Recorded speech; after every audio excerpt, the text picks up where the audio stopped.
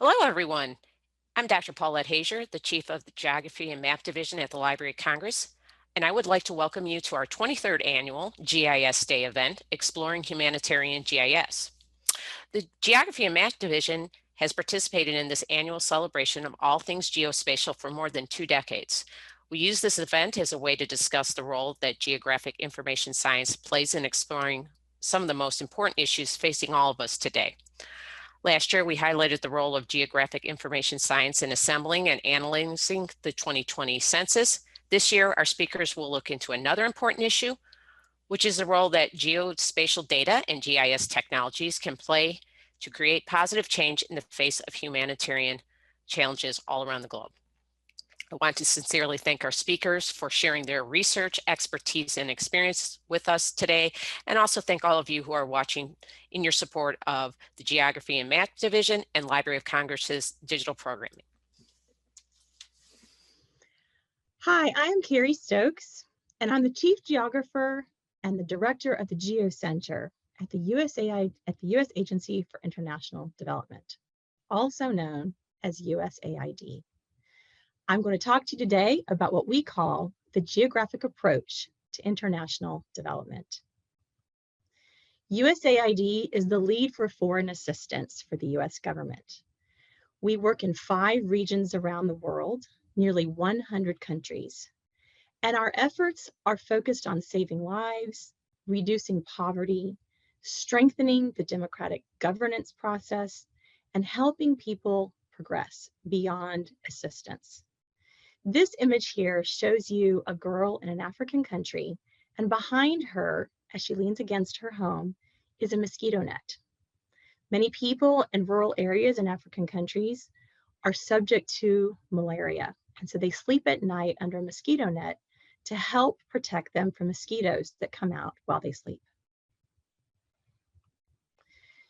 We work across many different sectors, as we call them: democracy and governance, economic growth, improving food security, improving education and opportunity for girls to learn, improving health outcomes, environmental issues, including climate change and biodiversity conservation, helping countries to recover and to prevent conflict, and also responding during disasters with humanitarian assistance. That's what we're very well known for.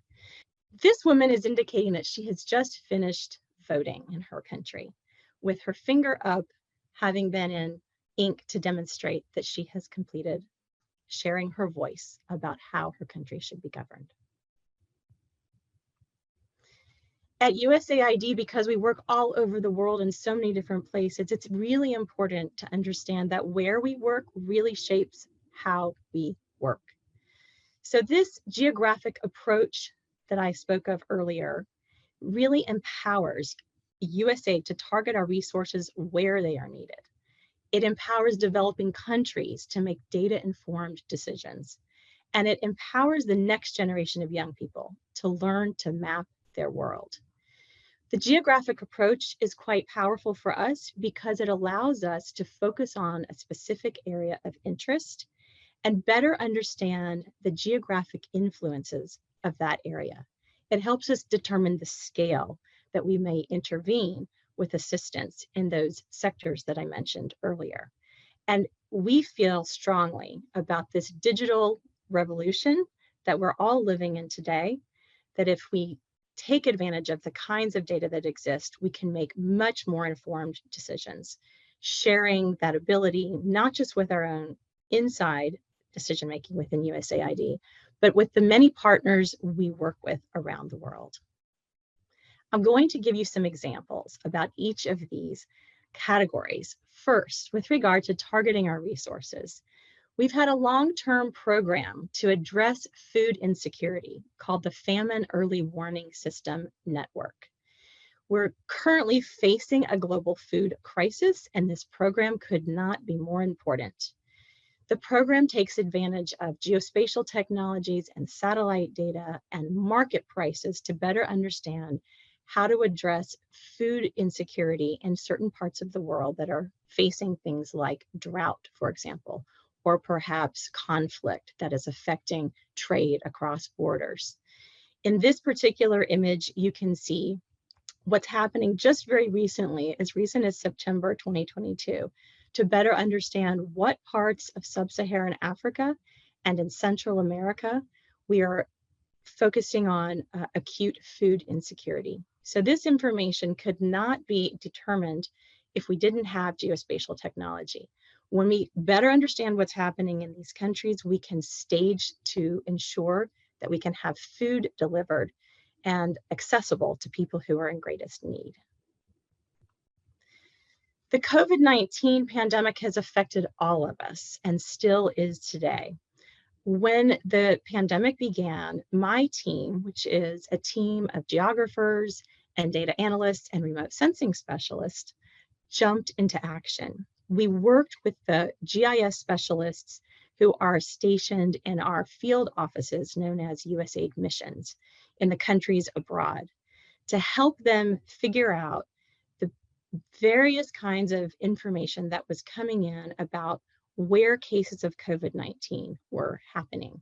The kind of information that we rely on in this country, in the United States, is not readily available in many of the countries where USAID works. So it was imperative for the ministries of health and the governments in the countries where we work to better understand how their population was being affected by COVID. Putting together dashboards with basic mapping information about caseloads, broken down by males and females, understanding where in the country, what communities these cases were happening, was critical for being able to respond for the countries where we work. Having those dashboards helped the United States government, as well as the governments where we worked, better target where to intervene. This is a map that's an example of something that was put together in the country of Malawi with our USAID mission there and our global health team. Better understanding where the cases were and people who were more vulnerable to surviving the pandemic helped us target the vaccination program. And this is just one of many different visuals that were put together to better understand, are we reaching the people who are in greatest need? And this indicated in this particular effort that we were able to reach 400,000 people in the target areas. And those were through outreach, through door-to-door communications, through mobile vaccination programs to be able to address the issue, and it continues forward to this day. So one of the main issues as we use geographic information, it's really important for us to understand where are the people. If we're going to target our development assistance and humanitarian assistance programs, we have to know where people are. Of course, that's obvious, but it's not always easy to keep up with. So we have used satellite imagery and other demographic data to better visualize how populations are changing. And this particular visualization is showing you a 20-year period beginning in the year 2000 to 2020. And if you focus in on the area of Lake Victoria, you can see an increase of population density over this period of time. This is critical as we design programs to better understand how to work with people and where they are. As we zoom in a bit further from East Africa into the country of Kenya, one of the longer term projects that my team in the Geo Center was engaged in was working with our colleagues in our Kenya mission based in Nairobi and throughout the country. We came in to help better understand what the landscape looked like. That's a figurative and a literal landscape, because with mapping technologies, we can do both. We looked at demographic data to better understand, again, where the people are, what kind of literacy levels people have, what kind of shocks they have been experiencing over time. We looked at poverty data and mapped that. We looked at budget data at the county level across 12 different sectors and mapped that. We looked at disaster information. We looked at conflict information. The list goes on. We made more than 60 maps. And what you see here in this image is a gathering of experts from our USAID mission based in Nairobi. And they're looking at data in a visual way to help better understand what it's saying. And they bring their expertise together with that data to talk about why the trends are showing up the way they are. So on the right, you see a picture of a booklet of a series of maps that we put together as part of the strategic planning process.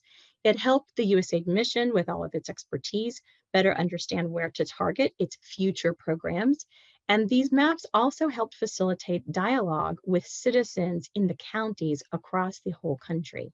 So being able to interact with data in a way that helps us as development experts better understand, is this data representative of people at the level where they're living their lives? And when you can show that to them in the form of a map and visualizations, they can talk with you and say, yes, this makes sense. No, that doesn't quite represent what my life is like. But we need to be able to communicate directly with people to help understand what the challenges are that they are facing before we design our programs with them.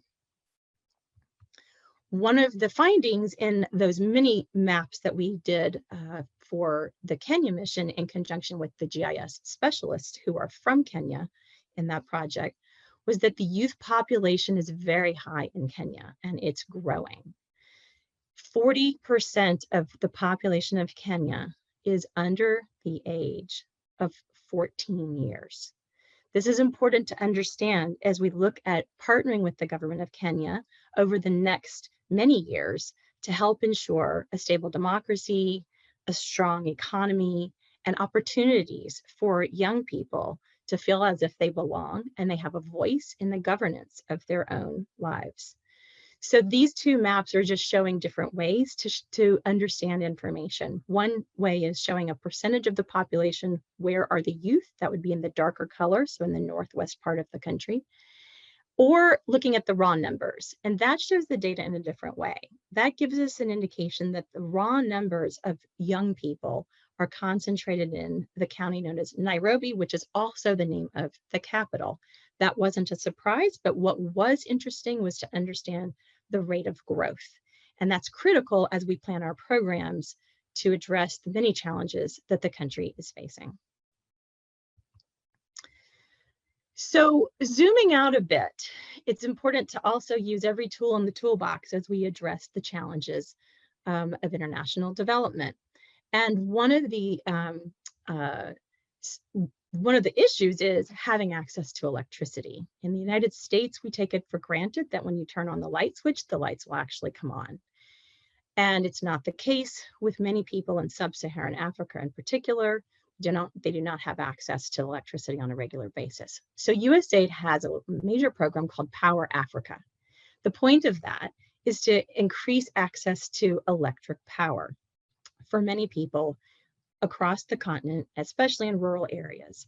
So what you're seeing here is a visualization from space showing over a period of time the change in night lights, which we can see from space. So we can actually see that over the last 18 years, there has been an increase in electrification in many places that are rural in these three countries. But it also gives us an opportunity to target where there still are no lights. So using satellites are very helpful in this case, and it's been a way for us to help understand where the needs still are. Another way we are using satellite data is to better understand, like I said earlier, where are the places in rural areas that still need electricity? And it doesn't always have to be a matter of being connected to the grid. In this situation, we had a project where we were installing solar power panels in a rural area to help generate electricity for the community. This project happened to take place when the COVID-19 pandemic began.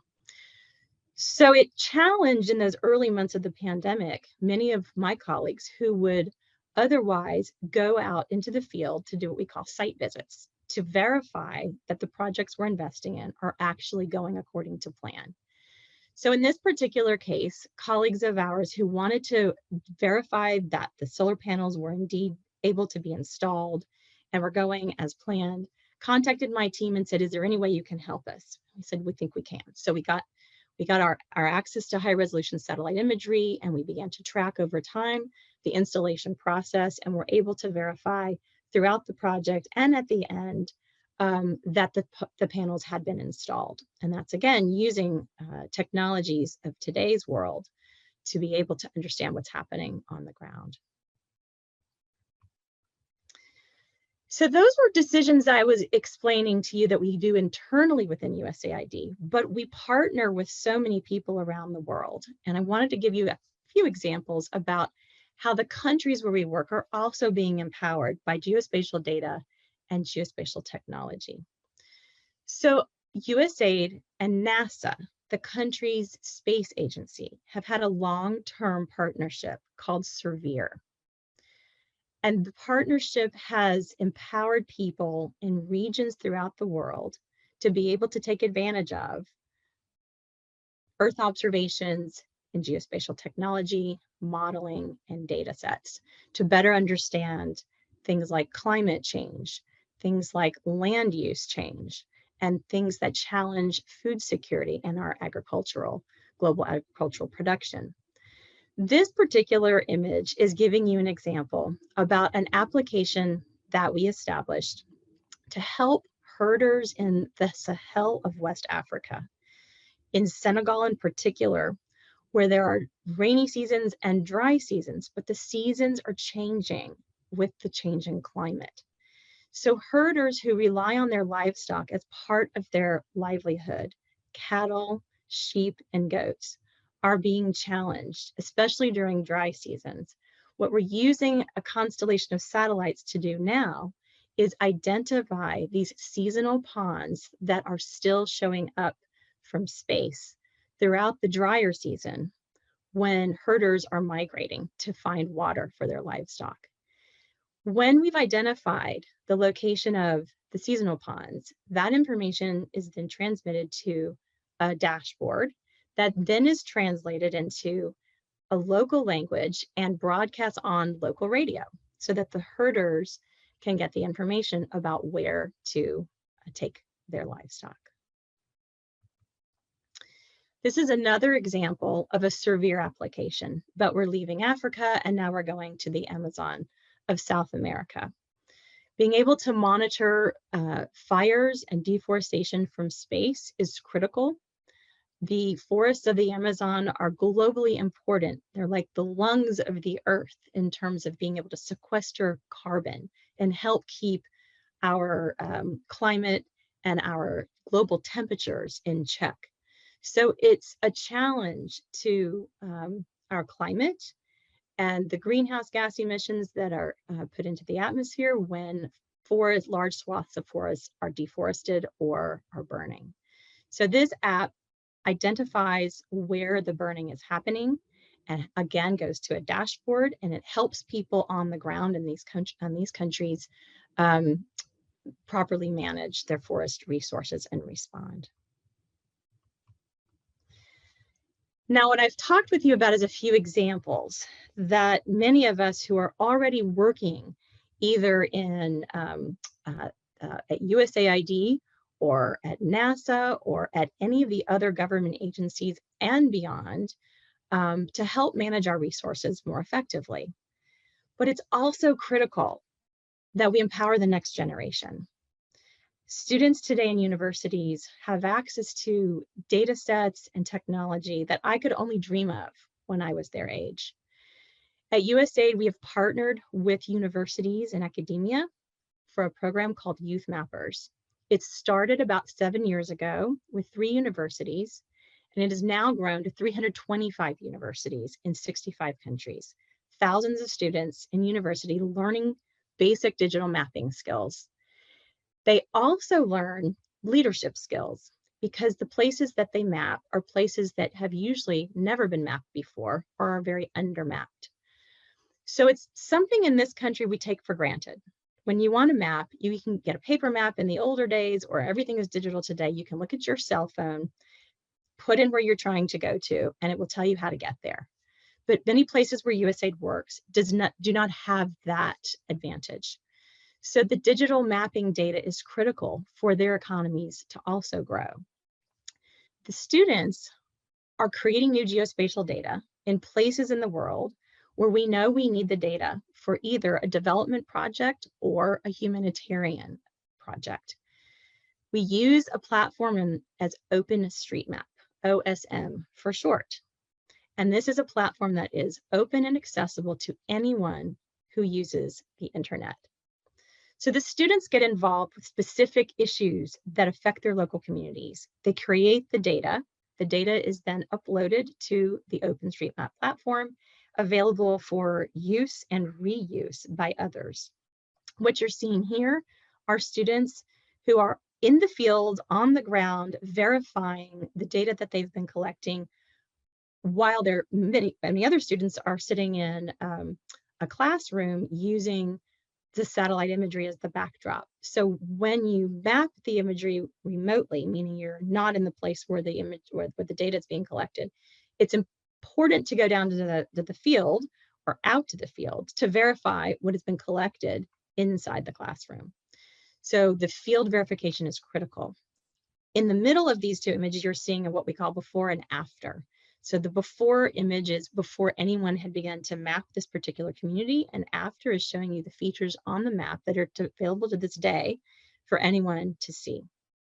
So let me tell you an example about the kinds of things that the youth mappers are doing. Hundreds of projects that they've been involved with, but one in particular is helping to prevent malaria in sub-Saharan Africa. Malaria is one of the biggest killers of children under 5 in sub-Saharan Africa.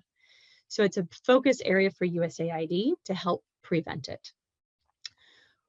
We usually will take many different measures to help prevent malaria, to include the mosquito net you saw at the beginning. Another is to spray for mosquitoes to ensure that they're not even present where people are living their daily lives. To do the spray campaigns, it takes a lot of planning and it takes a lot of insecticide.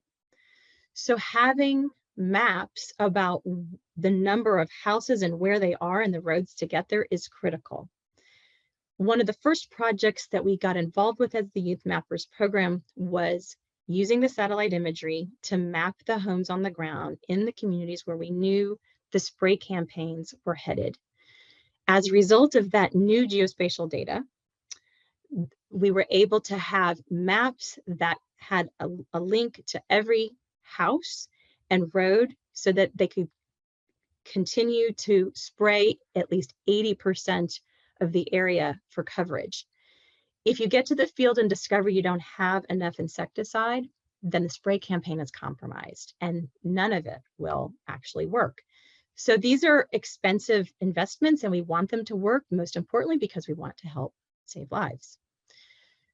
So this data has been used and reused, and the process that we first set in place in Mozambique, which is what you're looking at photos of here, was replicated in other countries in sub-Saharan Africa. And it demonstrated that the students could create mapping data that would be really useful for a specific need, in this case, a health need, but that could be reused as the local community continued its own development progress. So those are just a few examples of the kinds of ways we're using geospatial information at USAID. We're very excited to announce that by the end of this year, we will be releasing our very first geospatial strategy. It's important to remember USAID is not a mapping agency. We are a development agency, but we also recognize to be most effective, we've got to take advantage of every tool in the toolbox, and geospatial information is critical. So our vision in this strategy is to ensure that a geographic approach to development empowers USAID and its partners to more effectively apply all forms of data to advance development and humanitarian assistance outcomes. We're really happy to have produced the first ever geospatial strategy for USAID and invite you to read it too. Hello, my name is Matthew Gibb, and I am a manager for geospatial tradecraft at Maxar. I would like to thank the Library of Congress for inviting Maxar and myself to participate in their GIS Day event. I'm looking forward to sharing with you a little bit about Maxar and our impact, both globally and locally. First, some background on Maxar. Maxar operates the most sophisticated Earth imaging constellation, which collects more than 3 million square kilometers of high-resolution satellite imagery each day. This daily collection is constantly feeding into a 110 plus petabyte data archive that also contains millions of square kilometers of imagery from our retired satellites. creating a digital time machine that allows you to analyze change dating back 20 years in very high resolution.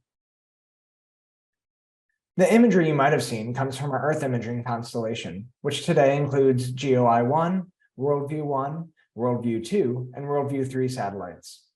Maxar collects more than 3 million square kilometers of imagery each day. That's about equal to the size of the contiguous United States or Australia. We are currently building our next generation of satellites, WorldView Legion. The first block includes 6 satellites, and we're building those in-house to meet the needs of our customers. We're aligning our impact to make sure that we're using products and capabilities in the best ways to reach our local communities and the global community. We think about it in the 4 categories you see on this slide.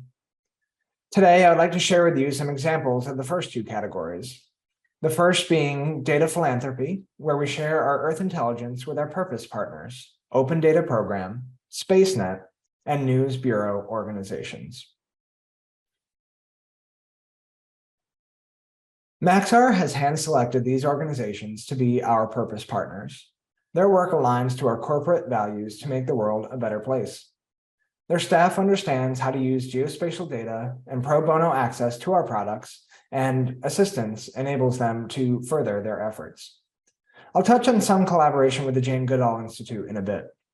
And I know one of the other talks will mention the great efforts of the Humanitarian OpenStreetMap team. So today, I'd like to share the details of a recent Amazon Conservation Team story. The Amazon Conservation Team uses Maxar's Secure Watch platform to access our satellite imagery.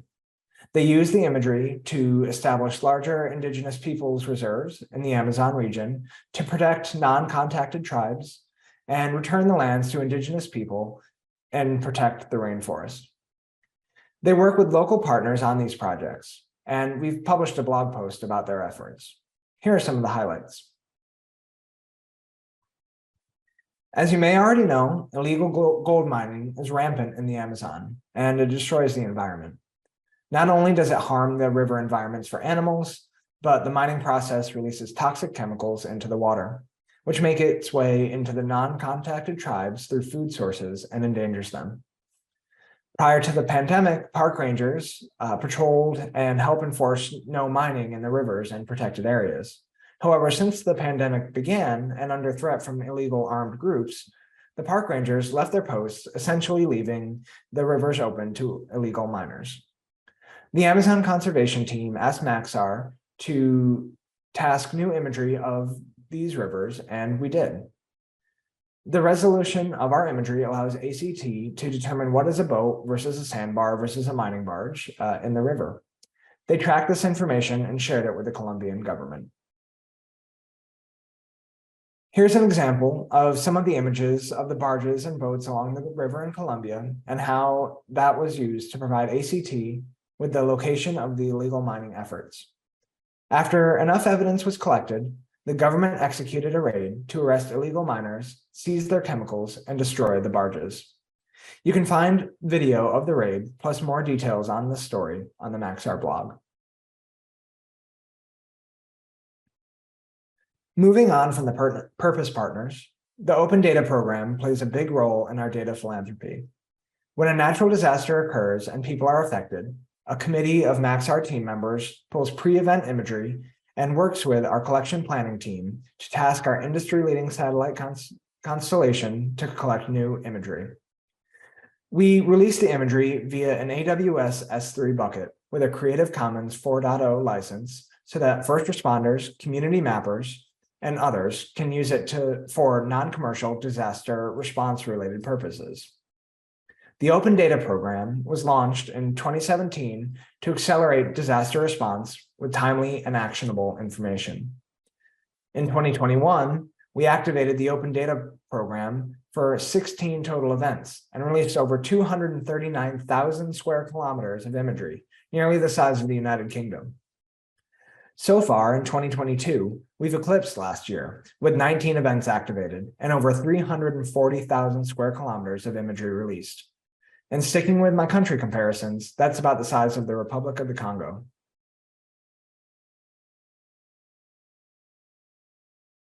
The Maxar News Bureau is our partnership program with respected and trusted media organizations.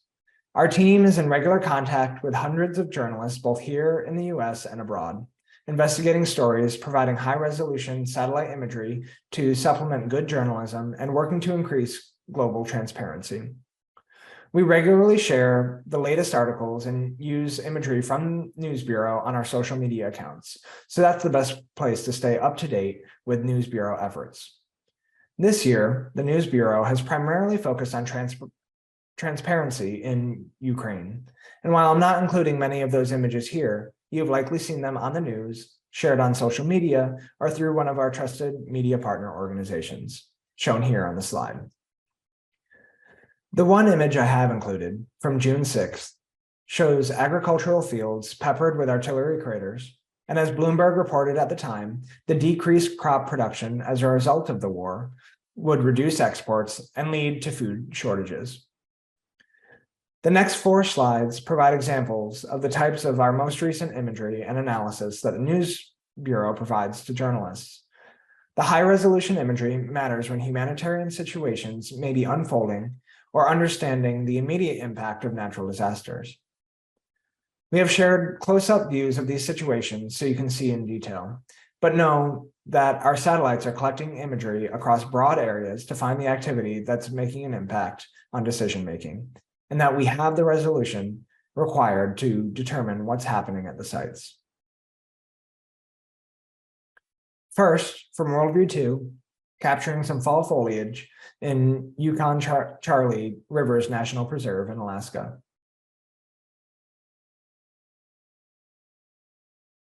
Images of crowds outside Buckingham Palace following the death of Queen Elizabeth II in September. These images show the full breadth of our constellation, highlighting images from all 4 of our on-orbit satellites.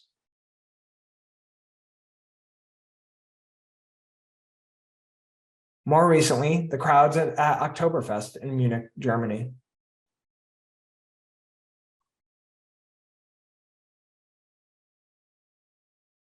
And finally, a volcanic eruption last month in Tonga, resulting in the creation of a new island.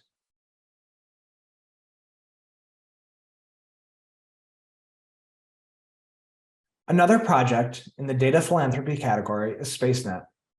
Maxar has been a part of this open source initiative since we co-founded it in 2016. Maxar started this initiative with In-Q-Tel by providing open labeled satellite imagery training data for machine learning to advance computer vision algorithms to automatically identify and extract objects.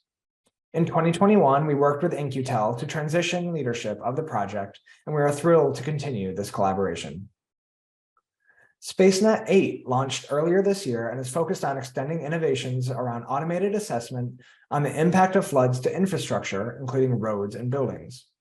The results of SpaceNet 8 were announced in October, with the goal being to leverage existing datasets and algorithms from SpaceNet challenges 1 through 7, which you can see here on the slide.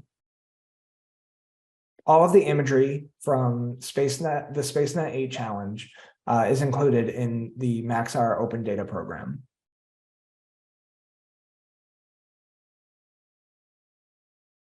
Let's move on to the second category of how we think about our products making an impact on the world: climate and sustainability efforts. It's hard to know how the climate is changing if you don't have a baseline for what the environment looks like right now or in the past.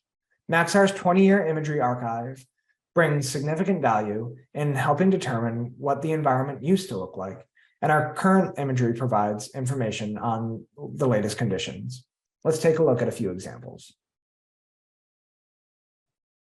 There are a variety of ways to understand the globe at scale, including mapping land and water use, monitoring the Arctic, and understanding the effects of conservation efforts. These projects use imagery via our Secure Watch platform and our Weather Desk platform. You can find additional details on these stories I have highlighted here on the Maxar blog and in the Spotlight reports. Oftentimes, timely responses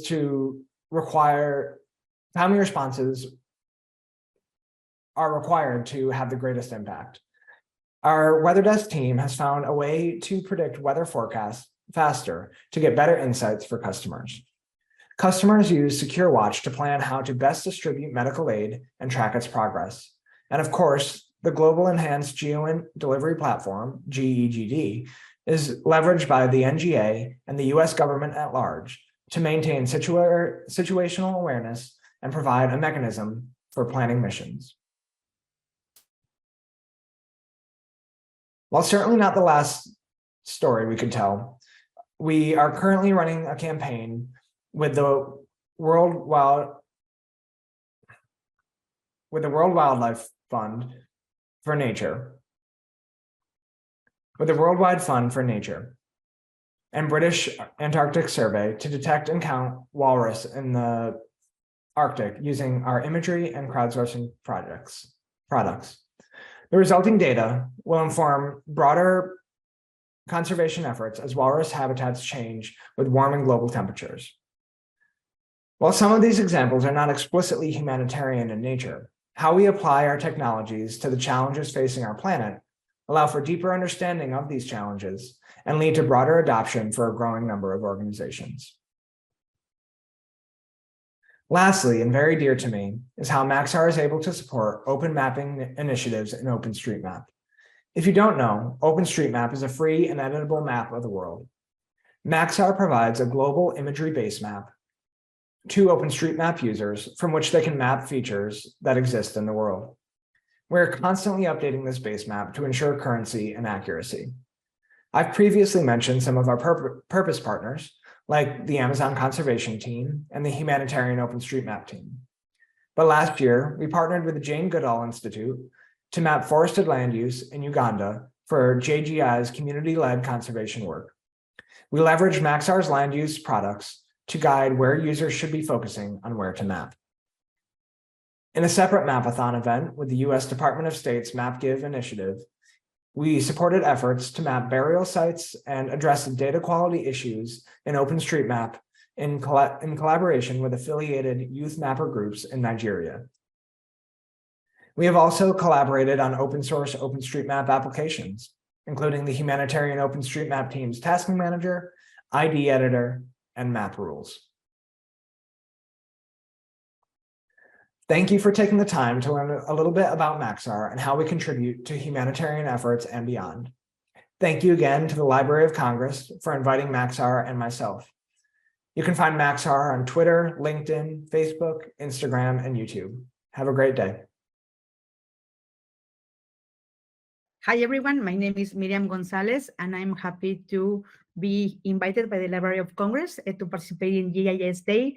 I am a co-founder of GeoChicas that I will be presenting today. I'm also participate in the Fire Forum project. Also, my day job is Senior Partnership and Outreach Manager in NOP42.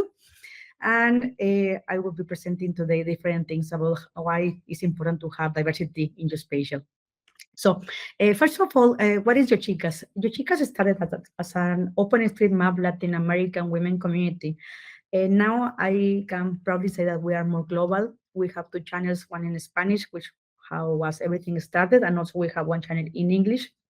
And then we have more than 200 members. Not everybody is active because we know, things change regarding volunteer work, but we try to be as active as possible. So we know that in OpenStreetMap, there are more than 8 million people registered as users, 1 million contributors, and only 3% are women, according to different studies that have been taking place in the past. So there's a lot of data, but there is not so many diversity in the one people creating this data. So how we can promote and how can we change this? Because if we think about we are having a map in the one we want to represent reality, having 97% versus 3% of women participating in this map is not showing really the reality of what this map want to show. So we started in Latin America, as I mentioned before, and it was really, really funny because we never, I would say, thought about we are going to do this initiative and it will be having this and that. Everything started really organically. We were a few women raising our hands in the OpenStreetMap Telegram channel in Latin America. And then we decided we will take advantage of, instead of the map Latin America, this is Sao Paulo, for be able to do like a gathering. In the one we did this banner saying, "Yo chicas, yo meninas, yo ladies, come and join us to participate in this event and speak together about maps and how we can improve the diversity in the maps." So some companies, Telenap, Mapbox, Mapillary, Carto, and Hot, they supported with some sponsorship, and that's how everything started. So in Yo Chicas, we have, I would say, three main lines of action. One of them is how we can keep promoting and having more women participation in open mapping, in OpenStreetMap. So that's one of the main things that is really a concern for us. Another one, we want to continue empowering more women in the community and also having them leading geospatial projects, also maybe helping them in their career path, how we can do more things interesting for them, such as speaking in conferences. I can probably say that before the pandemic times, we had around 15 Yochicas speaking in different events, and many of them, they were like first-time speakers. Before they joined Yochicas, they never thought about how they could be able to speak in these kind of global conferences. So that's something really, really nice to hear. Something that we are also trying to do is how we can create more tools and webinars in the ones we can share the knowledge about new tools available for geospatial, how we can also have people speaking and kind of sharing the knowledge that they have, so more people can have a better career path, maybe have a next opportunity taking advantage of these tools. That's something also really relevant for us. And of course, creating a space in the ones we can discuss the role representation of women in the mapping world. One thing also we have been doing, of course, before pandemic, that was pretty easy. During pandemic times, it stopped for a couple of years. We did this event named Yo Chicas Take, and then the name of the city we were participating. Yo Chicas Take Heidelberg, Yo Chicas Take Dar es Salaam, for example, in these two events. And then after pandemic times, well, now that everything is a bit more controlled, we started again doing events in the Geospatial World Forum, in the Living Planet Symposium in Bonn, Germany, also in Florence, Italy, in Phos4G, and some other things. So here you have an example. And now also something really positive is about collaboration I can share. So we have been collaborating with Women in Geospatial, with Ladies of Landsat, Sisters of SAR, and other initiatives that also they have certain things in common with us, of course. In the one, now it's not only Yo Chicas Takes, it's Yo Chicas and Women Plus in Geospatial Take Firenze, for example. So something really we would like to see.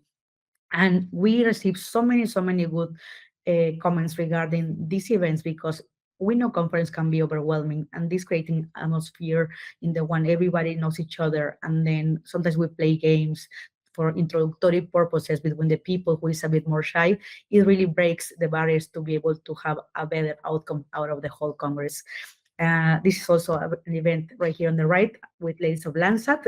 It was the icebreaker for ForestSat here in all 42 offices in the one I work.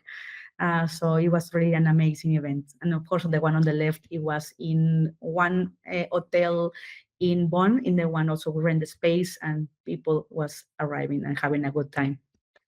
About the knowledge sharing, as I mentioned before, we have these allies in the one they come to share the knowledge. We have Carto, some webinars there from Mapbox, also from QGIS, and the latest one was how we can have more people participating in the Street of the Women, Las Calles de las Mujeres, that I will explain in a bit.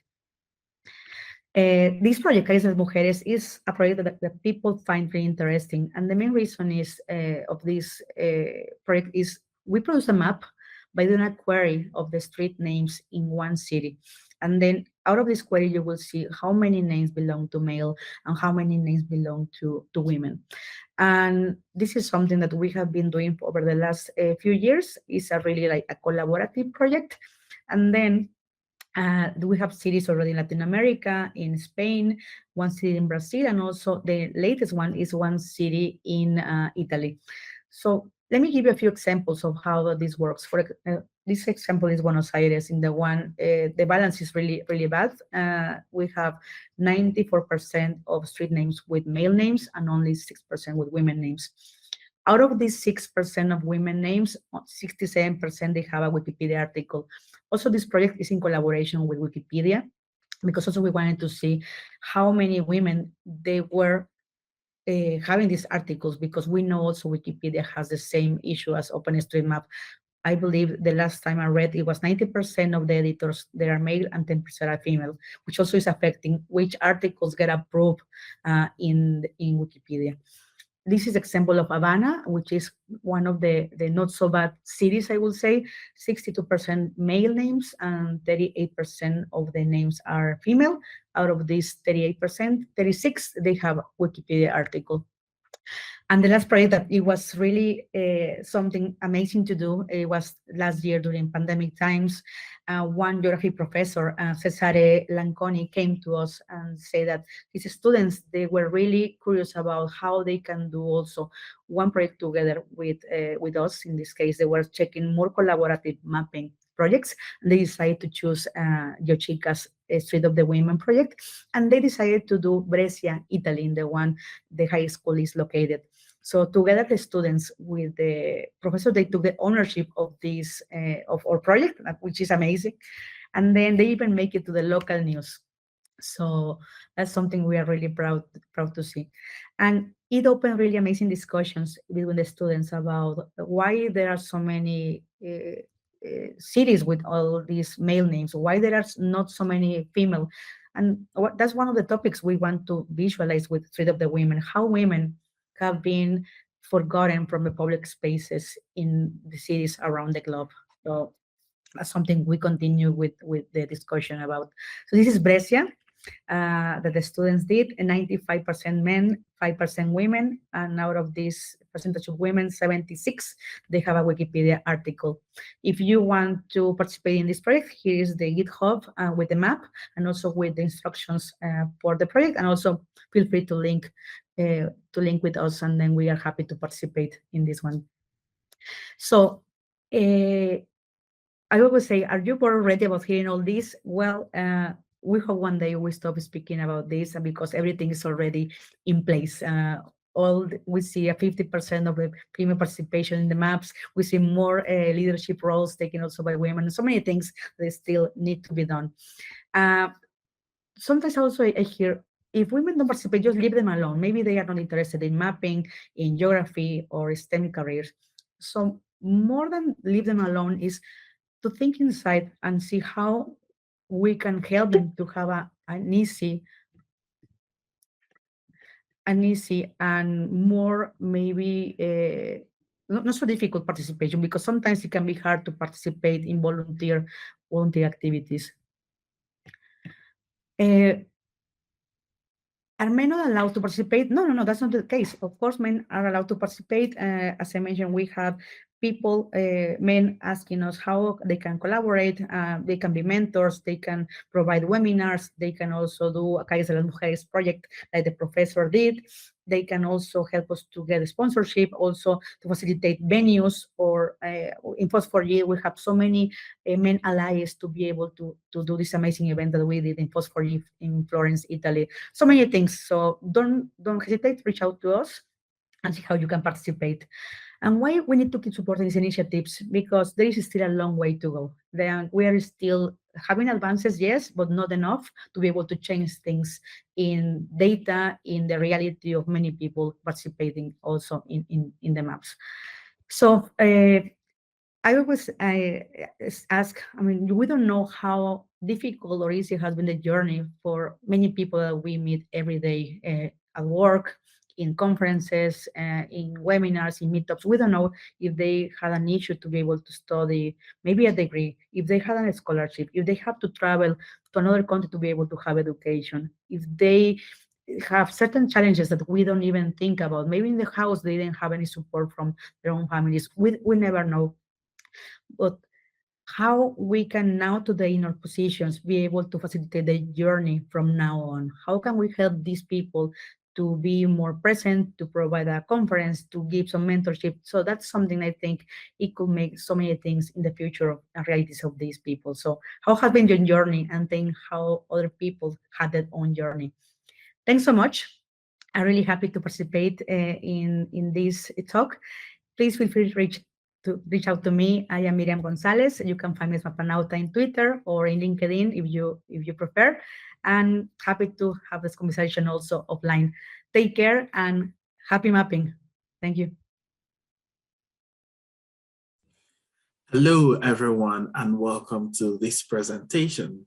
I will be talking about childhood vaccination and how geographic information system is helping us reach zero-dose children around the world.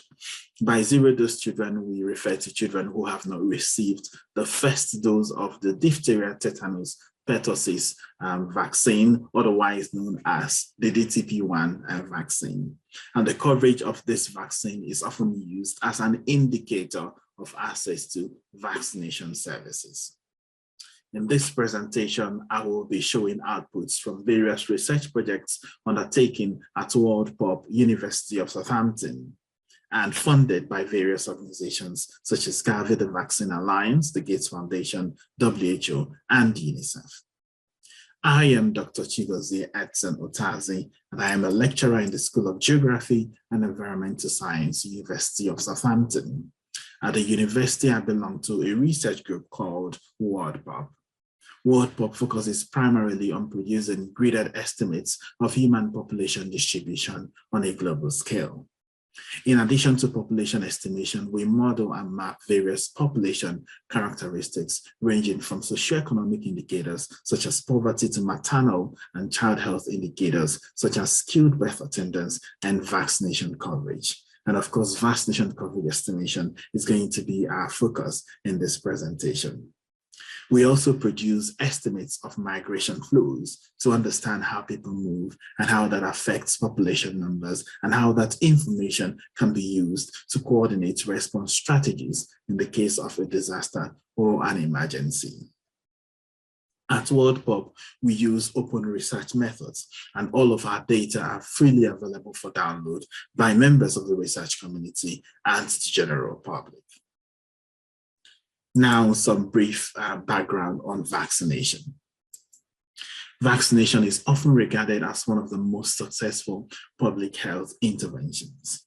This is because vaccination has led to the successful eradication of smallpox. Vaccination has also led to the elimination of various diseases such as polio from many regions of the world. And the COVID-19 pandemic is a strong reminder to us of the power of vaccines to curtail the spread of diseases, to save lives, and ensure a healthy and prosperous future for the human race. But the sad thing is that despite the availability of safe and effective vaccines, many children continue to die from vaccine-preventable diseases around the world.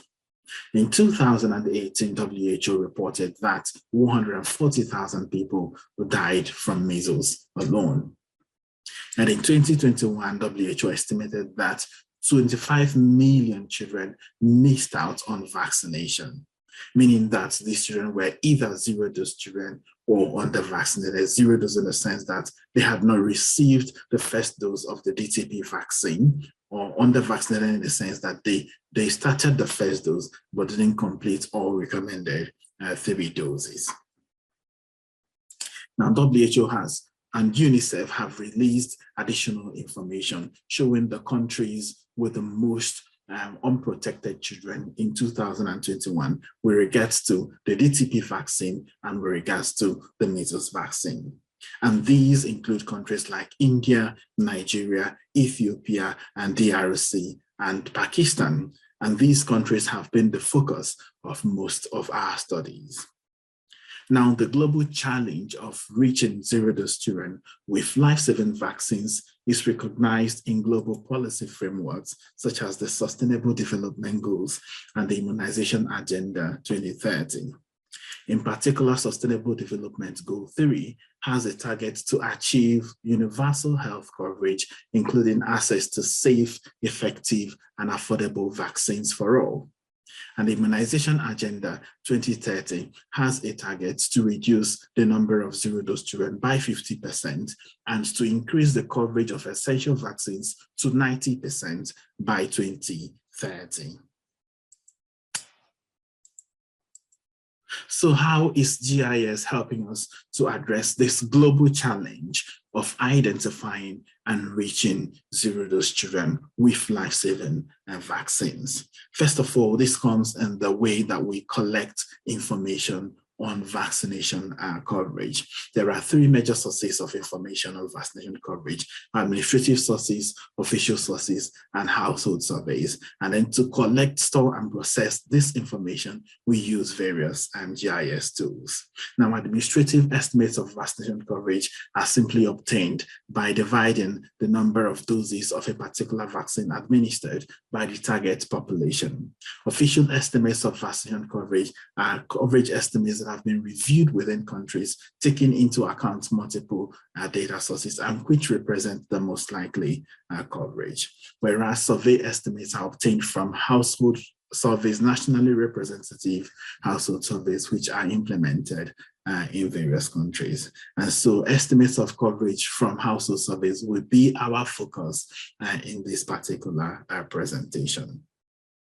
Now, when a household survey is taking place, interviewers move from house to house within sample areas to collect information on vaccination coverage. So they meet mothers and they ask them about the vaccination status of their children. In addition to this information on vaccination coverage that they collect, they also record some geographical information about the locations that they visit, which are enabling us to attribute the data that they collect to certain locations in space. And then when we combine all of this information, we can visualize that using a GIS software. And so we have an example here for Nigeria. So the data that are displayed here comes from one of the most recent household surveys conducted in that country. And this showed the distribution of the coverage of the first dose of the measles containing vaccine. So we can see the low coverage areas there shown in red, and then areas with higher coverage there shown in blue.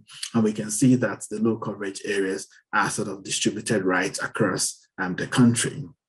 In as much as this information is useful for understanding the distribution of vaccination coverage, it still represents an incomplete picture because we do not know what is going on in these unsampled areas. So we need a bit more data. We need to do a bit more to understand the distribution of vaccination coverage everywhere across the country. So to help us to predict vaccination coverage in those unsampled areas, we need what we refer to as geospatial covariate information.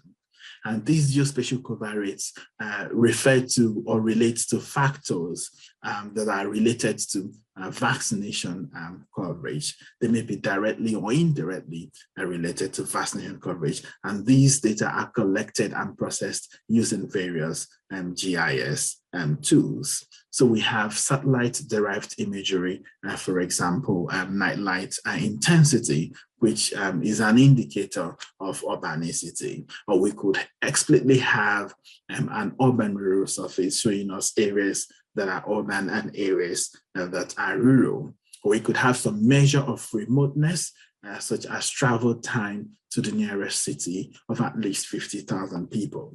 Or we could have some environmental information, such as vegetation index, whose spatial distribution might actually correlate with how vaccination coverage is distributed across space.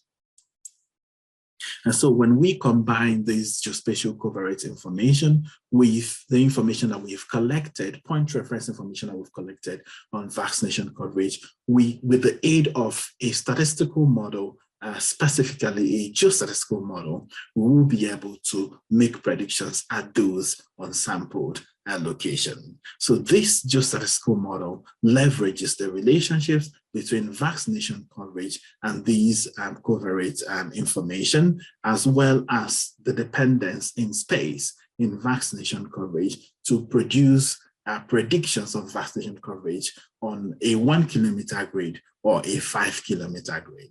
So when we have estimates on a 1 kilometer grid, what that means is that we've split up the entire study area, which could be a country, into 1 kilometer square areas. And then we have coverage estimates for each square kilometer area.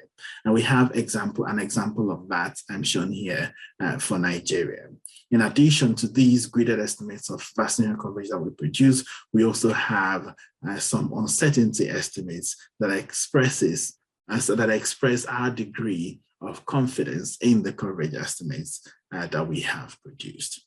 And then when we've produced estimates at 1 kilometer resolution, we often need to aggregate those estimates from 1 kilometer resolution to the district level and maybe to other administrative levels. Now, district level estimates in particular are useful for program planning and implementing interventions. And we could not, for this particular survey, we could not obtain district level estimates directly from the survey data because the survey was not designed to be representative at the district level. Yeah, but with the aid of this geospatial mapping techniques, we are able to produce estimates at the district level, which are being used for policy and decision making. And so to produce these district level estimates, we need to integrate the vaccination coverage estimates at the grid level with some population data, which are also produced using similar approaches, gridded population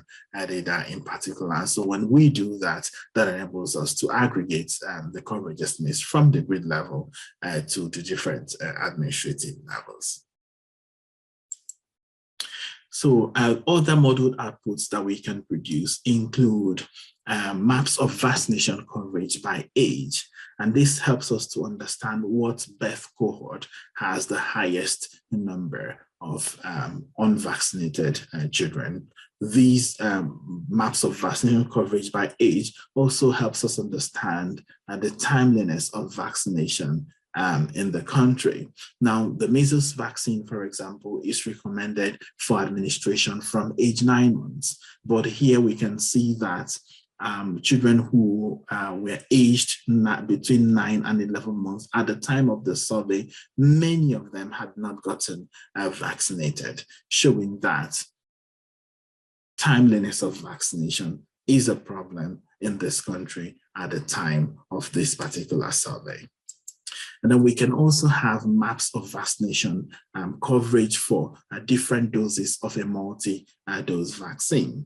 And what this does is that it tells us where the health system is struggling to keep up with the latter doses of a particular vaccine or to keep up with the entire immunization schedule. And also when we look at the first dose, because we've shown this map for DTP vaccine, it also tells us about access to vaccination services. And for a country like Ethiopia, we can see that access to vaccination services in the eastern part of the country is much worse compared to the western parts of the country. And then as we progress from dose 1 to dose 2 to dose 3, we'll see that there are some areas that are shown to be green for dose 1, which have turned red for dose 3. And that tells us that children in those areas are getting the first dose, but are not getting all 3 recommended doses. And these are the areas where the health system needs to be strengthened. We're also using these maps to explore the effects of vaccine delivery mechanisms. Now, vaccines are usually delivered through routine immunization or through vaccination campaigns. There are some vaccines like the DTP vaccine that are only delivered via routine immunization, but there are also others, for example, the measles vaccine, which is delivered through both routine immunization and vaccination campaigns. So when we compare maps of DTP3 vaccination with the map of the measles vaccination coverage, we can understand areas where campaigns have been effective in boosting coverage levels beyond what was achieved through routine immunization. So here on the right, we can see by comparing these maps for DRC and Ethiopia that there is a stronger evidence of the effects of vaccination campaigns in DRC compared to Ethiopia, because we can see areas where the coverage of the measles vaccine is substantially higher than the coverage of the DTP3 vaccine. Now, when we have produced these maps of vaccination coverage, we can use those maps to delineate low coverage areas with greater precision. And another thing we are doing is that once we've delineated the low coverage areas, we can overlay some settlement data on those areas to identify where people actually live in these areas.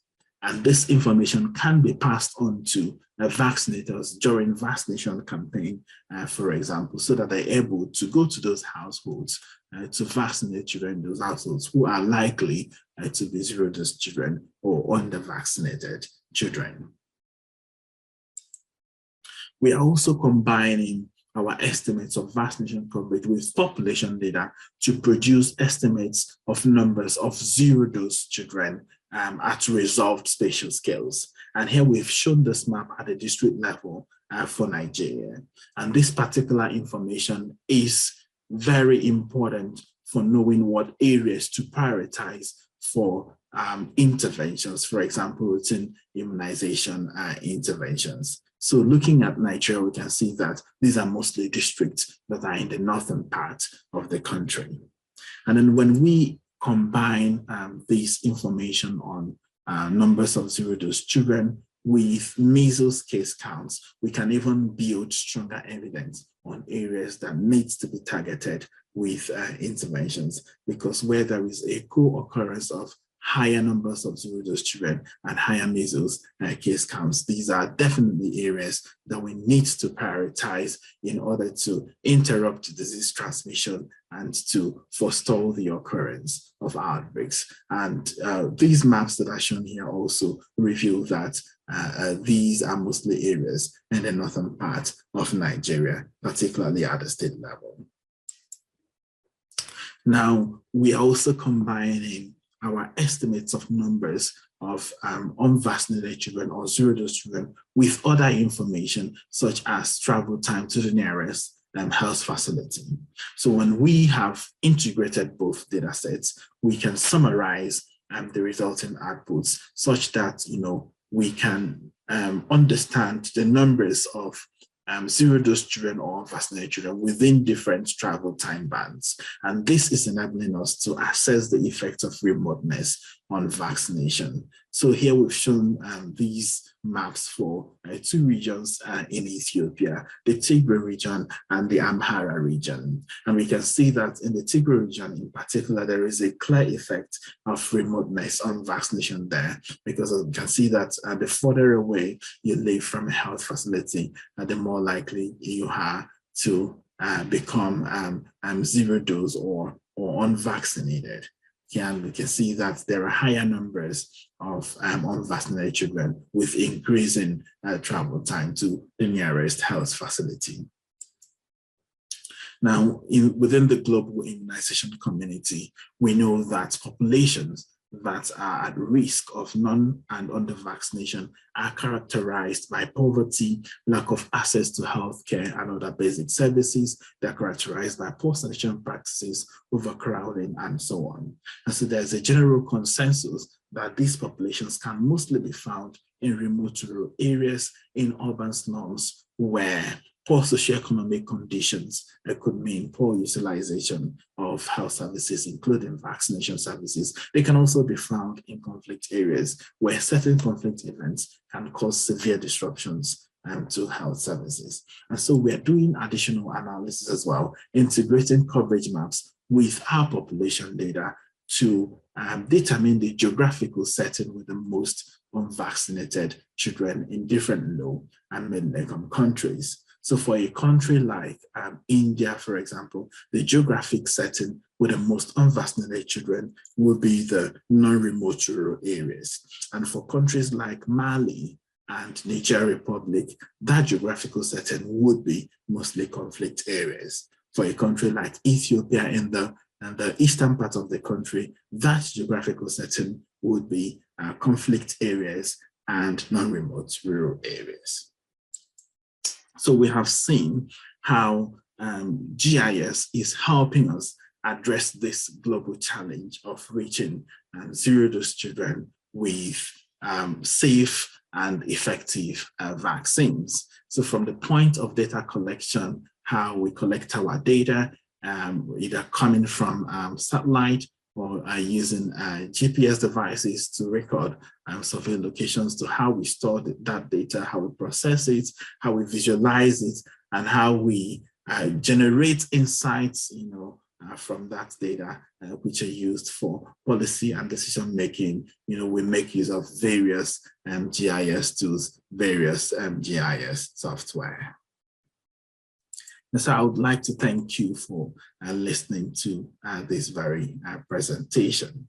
If you'd like to know more about the work that we do, you're welcome to visit our website, which is provided here, or you can visit both of our Twitter handles, which are also shown here.